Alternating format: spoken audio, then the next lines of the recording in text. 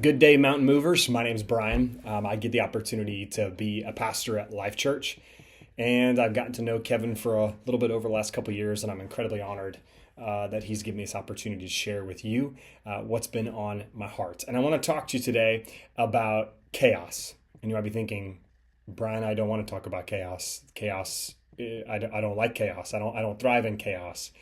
And I can tell you this from experience of being married for 23 years, having four kids, four daughters, I may add. So my oldest is 20, I have 16, 14, and 10. And what I've recognized over the years, my military service, being in ministry, is that chaos doesn't just happen. We actually create chaos. We create chaos with a lack of consistency. I'm going to say that again.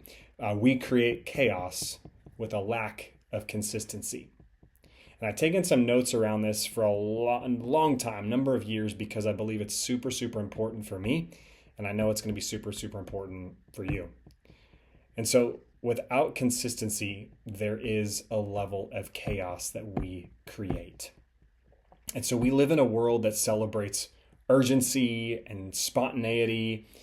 But then when it comes to leadership and how we lead a home, how we lead in our businesses, consistency beats charisma every single time. It does. It beats charisma every single time. Because your family, your teams, those that you lead, they don't thrive on surprise all the time.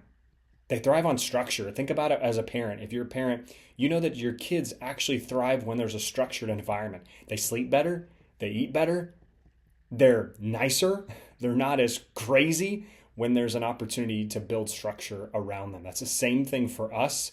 It's the same thing in our leadership.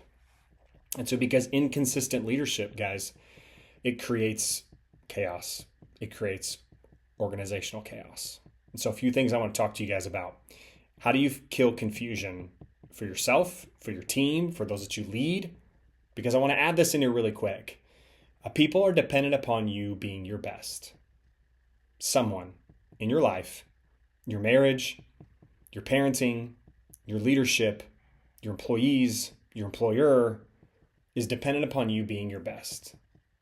You can be your best with consistency because you need to be consistent in your presence, how you show up physically, mentally, emotionally, spiritually.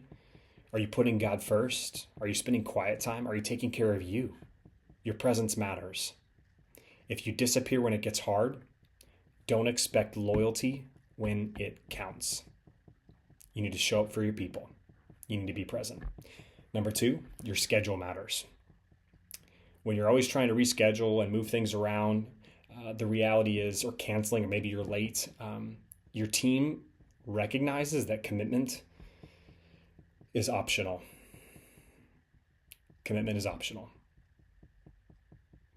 Commitment is not optional. We're committed leaders. We're committed at home. We're committed at work. You need to be present. You need to have a tight schedule. Number three, your one-on-ones with your team, your time with your kids, your time with your wife, your time with it matters. These aren't just like calendar items. For you, it's culture-shaping moments for you. Because if you miss enough of them, your influence begins to fade very quickly. You begin to lose trust. And when you lose trust, suspicion creeps in. So, number one, your presence. Number two, your schedule. Number three, your one-on-ones. They matter. And lastly, your communication. Whiplash communication leads to whiplash execution. If you're inconsistent, you will have whiplash communication. It will lead to whiplash execution. You might be thinking of examples right now in your workplace because clarity comes from consistency. It comes from consistency, not just creatively. You have to be consistent in order to be creative. Jocko Willink says discipline equals freedom. Have the discipline on the front end, so on the back end, you have the freedom to think creatively so you're not pressure prompted. Because I want to tell you guys, here's the truth. I wrote this down for you. In the absence of consistent leadership, people create their own systems, and those systems are usually unhealthy. You want unity? Be steady. You want excellence? Be reliable. You want momentum? Be predictable. If your team feels chaotic, it might not be a people problem. For you, it might be a pattern problem. And I look at this with Jesus. Jesus was consistent in everything that he did. He showed up for people. He prayed for people. He healed people. He said he was going to do exactly, or he did exactly what he said he was going to do. And that was die on a cross and raised 3 days later so that we could have a relationship with him. He was consistent. Jesus is calling on you, mountain movers, to be consistent. Let's be consistent, because that discipline equals freedom. Thank you for everything you guys do. Love you guys. Love this movement. Thank you, Kevin, for this opportunity. I'm signing off. Thank you so much.